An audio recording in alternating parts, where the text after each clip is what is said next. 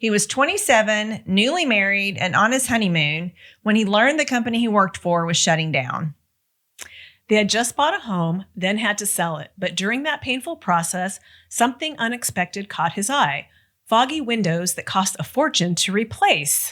That frustration sparked innovation. Dan Frey discovered a new technology in Canada and brought it to the U.S., founding the Glass Guru, the first company in America to restore foggy windows instead of replacing them. From a garage startup to a national franchise, this is a story about resilience, reinvention, and turning a setback into a window of opportunity. I'm Roxanne Rapske, and this is my colleague, Sara Waskow. We created this podcast to bring you education and information about business ownership and all things franchising. Welcome to episode 108 of Unpredicted Entrepreneur. Let's dive in with Dan Frey, founder and president of the Glass Guru. Welcome, Dan. We're so excited to have you. Thanks for taking time out of your day to join us. Thanks so much. And thanks for that great introduction. That was amazing. Well, you had a great story when we met you at convention, and we love founder stories. Everybody's got a unique background. So tell us a little bit. You were so young when this all happened. So kind of tell us about that path. I was. And thank you very much. And I will definitely do that. Before I do, I would just like to thank each of you personally for introducing us to some great candidates this year, a couple of which turned into new owners, both of which are doing very well right here in the Dallas area. So thank you very much. You're very welcome. Yes. Very welcome. But getting back to my story and the brand story, as you mentioned, we started as customers. Before we ever thought about the glass business or getting into the glass industry, we experienced what it was like to be a customer with foggy windows and having to deal with a local glass professional. Honestly, I can't even remember the experience because we weren't focused on, we were just focused on getting our house fixed. So I don't even know if I was there when the glass in our windows got replaced. I just remember that it cost us a pretty penny at the time, as well as all the other things we were doing to get our house ready for sale. All the items that typically come up on home inspections, which is what brought it to our attention. So we were looking for an opportunity. As you mentioned, the business I was working for wound down. So we were looking for an opportunity. It wasn't necessarily in home improvement. In fact, it's probably the last thing we were considering as we were just exploring options. But then we learned about this foggy window repair technology and remembered what it was like when we had to replace the glass in our house. And that was the first light bulb that came on that got us looking at the glass industry for the first time. So not knowing anything about the industry or where to start, I made a few phone calls, talked to a couple of friends in the real estate industry, a few people that were just familiar with home improvement, and asked them about this technology and if they thought it might be a good idea. And everybody we talked to was like, man, we see this problem so frequently, and there really are no other options than replacing the glass or the entire window, which everybody knows can be costly. So, we didn't really know what we were jumping into. We just kind of saw an opportunity, dove on it. It was a very simple process that essentially takes a fogged up window with clear moisture between the panes. You drill a couple little holes, spray some cleaners in between the panes. We developed a tiny little piece of technology, a little plastic vent that you adhere over the holes. But we take a wet, foggy window and essentially with a 15-minute process, help it get dry again, restoring the clarity and the insulation back to normal at half the cost compared to new glass. And fortunately for us, it caught on very quickly in the Sacramento area where we started. And we got busy really, really fast as the word got out that there's a new solution to this old common problem with foggy windows. So you started in your garage, right? And how long ago was this? Started in our garage. That was back in 2004. Okay. I just turned 50 this year, so I was 27 at the time. It was a while back. Congratulations. Yeah, thank you. Congratulations. So we've been doing this for a long time, and we still do foggy window repair today, but it's a very small piece of our business because we've expanded our menu to such a high degree since that time. In fact, the foggy window restoration, looking back at our experience as a brand and just my personal experience in the industry, was really just our foot in the door. Because once we started taking care of people's foggy windows, we started seeing all the other related items that there's so many glass and window and door related things that come up, breakages and hardware and screens and mirrors and tabletops, you name it. So many things that are related that a lot of people don't necessarily know where to go. There's glass shops, there's shower specialists, there's window replacement companies. From a consumer perspective, it can be kind of confusing. Sometimes you might have to have 3 specialty contractors at your house after a home inspection just to deal with all the items, because we saw the industry was very fragmented. We didn't set out to consolidate the industry in our first year as we started expanding outside of the restoration services. We just wanted to have a better solution for our customers, where when we found windows that weren't restorable, we could replace the glass, which was the alternative. So we started with that simple step into the traditional services, going from just a restoration technician that we kept busy on our team, as I was out doing estimates at the time, to expanding to hiring what's referred to as a glazer. It's a glass installation technician. So we hired a glazer, expanded from a restoration company into our first steps into the traditional glass services.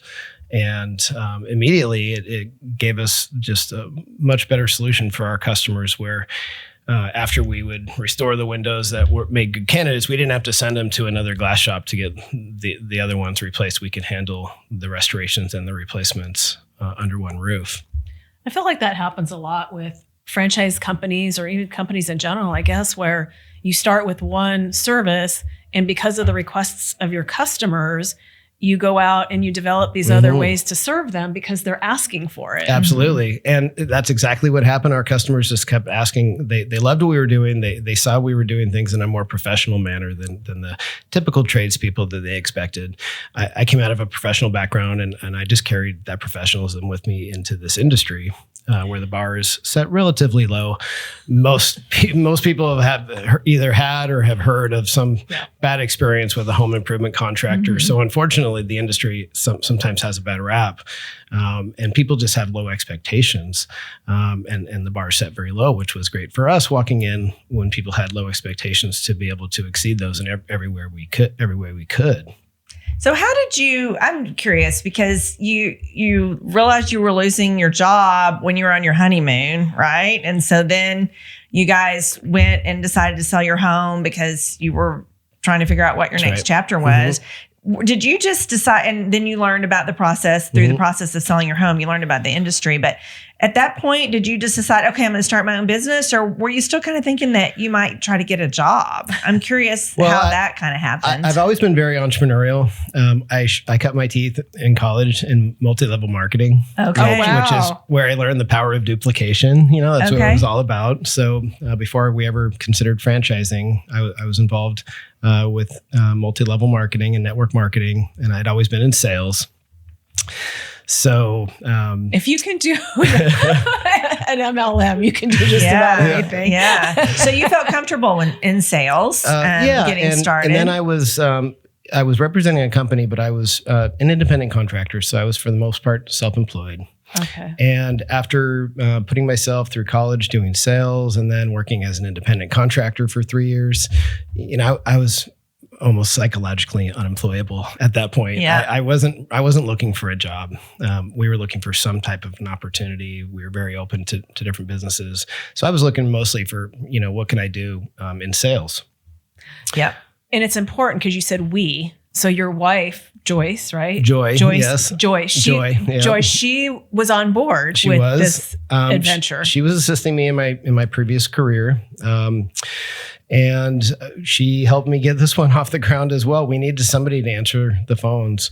I'll never forget our first day of business. We had these flyers printed up that said, foggy windows, guaranteed repair, saves 50%, with our phone number at the bottom. And we printed up these black and white flyers. We passed them around our neighborhood. We started with right in our backyard, a couple blocks around us, and went out for a couple hours of canvassing. And we got home and we circled back so we can get lunch.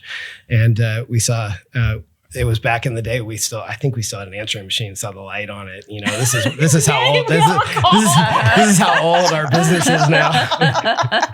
So we're like, oh man, we got some calls. Or we checked our voicemail and found that we had some calls, and we had 3 or 4 messages from neighbors who were like, wow, we have this problem, and how fast can you get out here? And my wife was like, oh no, what do I do? Because we didn't have anybody training us. So I was like, well, call them and say you'll send me out. I'll do an estimate. And she booked them all and was like, my husband's available. I'll have him come out. So she lined me up for the next couple of days. And then my first estimate came up and I was like, oh no, what do I do? Because I had no training. We just had to wing it. But we figured out, what people were charging for glass. We were able to set our pricing accordingly. And we took a very educational approach because this was something nobody knew existed. So we really didn't have to sell anybody on wanting to fix their windows or save money. It just took a little bit of educating. And that really is where our culture started as far as how we do our sales.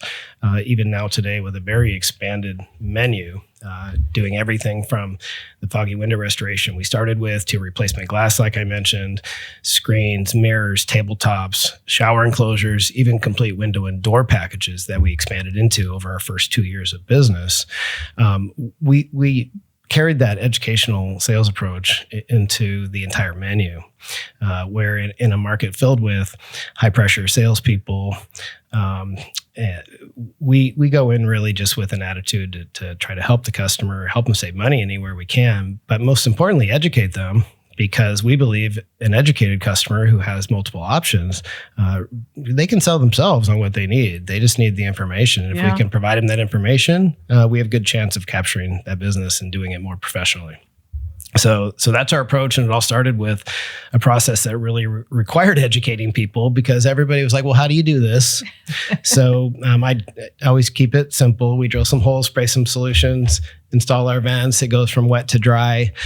The clarity's brought back to normal. Most importantly, it restored the insulation back. So we got the process realtor approved, home inspector approved. It was seen as a legitimate repair. And still today, even though a small part of our menu, when we get into a new market, we're often the first brand offering that service, even now, 21 years later. Yeah, all these years later. And still educating people about foggy window repair for the first time. I've had those in the past, by the way, and didn't know that there was a way to fix them. Well, it is the most common problem with windows because not every window is going to break. You're not always going to lose a screen or whatever, but every window is going to fail in time. If it's a dual pane or triple pane window, they're all going to fail. They're like little ticking time bombs. Good to know. Yeah. I'm sure you're the window company's worst nightmare, because their sales go down because you're able to fix them. But okay, so I'm curious now, you've got this business. You've learned a lot by trial and error. Your wife's supportive and helping you. And how did you evolve into a franchise? Great question. So we were still very green to the glass industry. We were still very new. We had just started about 2 years previously, had rapidly expanded from a restoration company to stepping into the traditional services, going from restoration to adding glass replacement, shower screens, mirrors, ultimately windows and doors, all in this 2-year period. We made lots of mistakes during that time frame. But fortunately, our successes made up for the mistakes. And we knew based on the amount of calls we were getting, happy customers we were seeing, the fact that we'd consolidated, we recognized how we consolidated all these fragmented services under one roof, and the power and benefit of that was working for us. We knew we had a good thing going. And we knew we could wait and just continue to prove out the model and have success on our own. But it was just so hard to keep that contained with us because we just had this sense that there had to be other great entrepreneurs out there, people like us looking for a new opportunity, that if they only knew how much opportunity there was in the glass space and had somebody to help them avoid the mistakes we made, avoid those pitfalls that we fell into, but just do the things we did right, that hopefully they could have, equal success or greater in a shorter period of time. So I had the multi-level marketing background, like I mentioned, but it was actually my wife, Joy, who franchising got on her radar before mine. She was reading the Starbucks story. It's called Pour Your Heart Into It by Howard Schultz. It's a great book. And he had a whole chapter about why they didn't franchise. Because it kind of, it makes sense for a brand like Starbucks. Why haven't they? And he said that they considered it at times, and he listed all the reasons and benefits that franchising had. And all those benefits, as she's reading these, are like, it just made total sense that, hey, maybe we should look into this. So we found that there were some franchise consultants from Chicago coming to our area, doing a meet and greet type meeting in the Bay Area a few weeks later. And we're like, why don't we go out and meet these people? So we met with them, and they heard about our concept. They said, this sounds like a very franchisable business, despite us being still relatively new to it. And we paid them to put our legal documents together, our FTD. That's about all we could afford at the time, because we essentially launched our franchise program out of the success of our glass shop. We didn't have any outside funding or get an additional business loan or anything. We just took some of our profits, funneled it into franchising. And after a couple months of putting the paperwork together, they said, here you go. Congratulations. Welcome to franchising. And you're going, now what? Yeah, exactly. It was just like that first day of business 2 years previously. We're like, great, now what do we do? So I think I bought a book on franchising, like how to franchise. There weren't very many at the time. There's a lot more available now. But I bought a book. I'm like, how do we do this? We actually we did our initial promotions on Craigslist out of all places. Wow. Because they had a classified section for businesses for sale, and it was free. It didn't cost me anything to place ads there. And I was like, hey, maybe there might be some people looking for a business that might be looking for the business for sale in the business for sale section that we can capture their attention. In fact, just like me, the majority of our early owners and candidates weren't from the glass industry, were never even considering the glass industry, but they were often a customer at some point and identified with what we were doing. Often in seeing the power in our foggy window restoration and the ability for them potentially, with that catching their attention, to be the first person like we were in their market promoting that new service. So was Craigslist a successful place for you to market your business? Well, we added our first 15, 20 franchises in the first couple of years. Wow. That's Craigslist mind-blowing. At virtually no expense. So that's absolutely mind-blowing. It was, there weren't any other franchises being promoted there, and it was just a path of least resistance for us because, like I said, we had very humble roots. We weren't funded. We just had to find a place that we can get the word out at a low cost. Good for you. Yeah, good for you, because finding the first franchisee is always the hardest. I mean, just coming in with no history of how this franchisor supports a franchisee and things like that. And so you found your first 20-ish? Yeah, roughly 20 over the first 2-3 years through Craigslist primarily. To bring in 20 in 2 to 3 years as a beginner is also, very commendable. A few came through word of mouth, but mostly through Craigslist. And then from there, we transitioned into, Google and Facebook and LinkedIn and the traditional paid spaces. But we got off the ground very humbly through Craigslist, out of all places. I have to say that none of my Craigslist interactions were ever good ones. I know. Craigslist also doesn't have the best reputation, but fortunately we found some great, awesome. We got some great entrepreneurs, and that's what got the ball rolling with us. And when we first started franchising, we were running this glass shop. We had a crew, and we stepped out of the business. We put a manager in place so we can concentrate on franchising. And the business continued to grow, but basically it was my wife, Joy, and myself. We were the entire franchise team. In fact, running multiple departments, the two of us. We did the sales, we did the marketing, we did the accounting, we did the operational support, the marketing support, everything.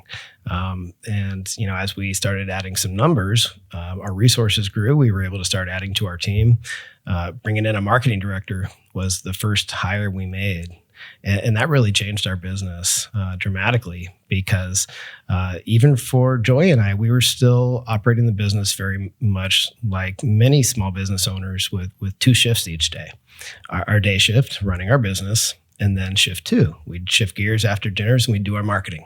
Wow. And then, Okay. we'd spend our evenings from 6 to midnight Wow. doing emails and working on our website. And, social media was just starting back then. And, just working on all these things that somebody has to do.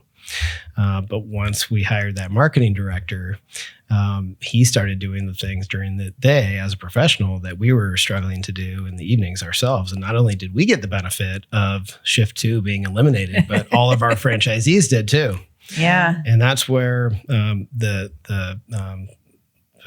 power of franchising just really started working for us because it brought work-life balance to the business. It brought our model down to pretty much a standard 40-hour work week for our owners, where during the day you manage your teams, you grow your business, but at night there's not a whole lot to do other than recharge for the next day, Right, fortunately. yeah. And having some good results combined with some good work-life balance got us some good momentum as the word spread, and we started attracting more and more people to the brand. Fortunately, those early owners who started as one-team business owners like us helped us expand the model. And while our menu, we've added some select additional services. We have a whole layer of services now beyond foggy window restoration that we refer to as our signature services that, just like foggy window restoration, have virtually no competition. Things like our in-glass pet doors, where we put a pet door right in your patio glass door or your patio outswing glass door, your French door. So the cold air doesn't come in through the seal. It doesn't work. Well, they have these Not that I inserts. know. Yeah, well, they have these inserts you can buy at the pet store that you close your door up against, but it kind of, you lose a lot of the functionality of your door. Yes. It doesn't have a weather seal. You can't lock it. Right. The worst thing is when you take a 3-foot opening and you put a 1-foot insert in, it only leaves a couple feet to squeeze through. So you have to turn sideways to fit through your own door because you're Or sharing you just don't use it or you don't anymore. use it at all. So we put the door right in the glass itself, which makes the most sense. We don't cut the glass. We actually order a new piece of glass that fits in the existing frame that has a notch in it. And our specialized doors fit right in that notch. But it's a great solution. So anytime we see pets, which is 60% of the houses we go into, they probably didn't call us about the pet door, but we educate them about it. Nice. We just let them know it's available. And when we get that on a bid, which we often do, it goes from about a 55% average closing rate to an 80% closing rate. So we have the highest conversions currently on that product out of anything we do, just because it is such a great solution, like foggy window restoration, well priced, but there's such a need for it for people to give their pets access. So they don't have to constantly get up and down, and they can eliminate the accidents that have to lead to expensive carpet cleaning and other things having to come in. Mm-hmm. So it's just a great solution. And we love providing those unique solutions for people. We do everything that everybody else does under one roof, but we have this whole layer of signature services like the foggy window restoration, the in-glass pet doors, custom mirror frames, stain removal. We do a stain protection coating on glass too for people with new showers, so the stains don't, develop. Yeah. Things like that. So you've obviously learned a lot over the course of your being a franchisor and bringing on franchisees. How many franchisees do you guys have now? Currently, we're at 85 operating units. We have 90 sold, so we have a few in development that should be up and running in the next few months. Good. So if somebody listening today is thinking, okay, I think I might want to be a franchisee, I might want to own a business, do you have a tip or words of wisdom that you can share with them? Absolutely. I didn't come from the glass space, as I mentioned, and 90% of our owners didn't have any home improvement experience or themselves. They're not glass people. Our organization is filled with great entrepreneurs from various backgrounds. Many of them corporate America. People who've always wanted to have a business but are coming now out of corporate America. After 15 or 20 or more years of managing teams and marketing campaigns, where their skills are very translatable to a business like this, and they probably don't even realize that. I think one of the biggest advantages we have, if not the biggest in our organization, is our owners not being glass people. They're business professionals that are competing against glass people, but they're bringing their professional skills to the table which allows us to raise the bar on the entire industry and the way we operate and the way we do things. So I would encourage people who are considering getting into a business for themselves to think outside the box. Don't limit yourself to what you think you might be a good fit for, because you might be a great fit for something you've never even thought of. Such a good tip. Which is why working with people like yourselves and business brokers is such a powerful tool for us, because we grew organically for 16 years, just, through our own advertising and the right people stumbling across those ads at the right time. But I'm now realizing, after working with business brokers and consultants for the last year, that we just are that type of business that somebody needs to say, hey, you need to take a look at this, because we've had so many great candidates come through and so many new owners in the last year that probably would have never heard about us otherwise. Probably wouldn't have stumbled across one of our ads and probably wouldn't have ended up with our brand if it didn't take somebody recognizing that they had some great skills that were translatable to the trades, where most people don't think about the business skills. They think about the trade aspect. Or they think about their own previous experience and how they could apply that, but it's technical experience, not all the other stuff. Absolutely. We get asked a lot, can you provide us a list of your brands? I'd like to look and see what else you work with. And they're on our website, but I always let my clients know and share with them that probably over 90% of the people that we work with tell me they never would have chosen what they ended up with from a list. Because it just, you're looking at a name, you're thinking, oh, the industry. My client that joined the Gas Guru had a background in engineering. He is technical, but also had a lot of other business skills that he could bring to the table, a lot of other business acumen that was beneficial. I'm confident if I had presented him a list, he would not have chosen it. And same with yours, I'm sure. No, the thing is, what I try to impress on people is, when you're looking at franchising, we are not a restaurant, and you're not coming and sitting down at our table and ordering off of a menu. And that's what people want to do. They want to look at a list and they want to pick things that they think they're attracted to for whatever reason. Those businesses may or may not be a good fit for them. So kind of like with what you're saying, the reason your business works and the reason franchising works in general is because you've created something that is simple and duplicatable. You've made it simple because you've learned so much and you've created systems around what you do. Simple and duplicatable so it can be taught. But you cannot give people those leadership skills. That's right. Right? You can't teach them that. That's right. Yeah. So if somebody wanted to get a hold of you, if they were interested in a repair of some sort or new glass, or they were interested in franchising, how would they get a hold of you? Customers or somebody looking at the Glass Guru from a business opportunity standpoint, we've got all the information on our website, theglassguru.com. That's the best place to go. Okay, perfect. Yeah. Excellent. All right. Thank you so much for joining us, Dan. I know you are very busy, and it was a pleasure to hear your story and have you share your tips with us. If you are interested in learning more about franchising or connecting with us, thank you for listening today. And please feel free to click on the links in the description below. We would be happy to reach out and have a conversation. Have a great day. Bye.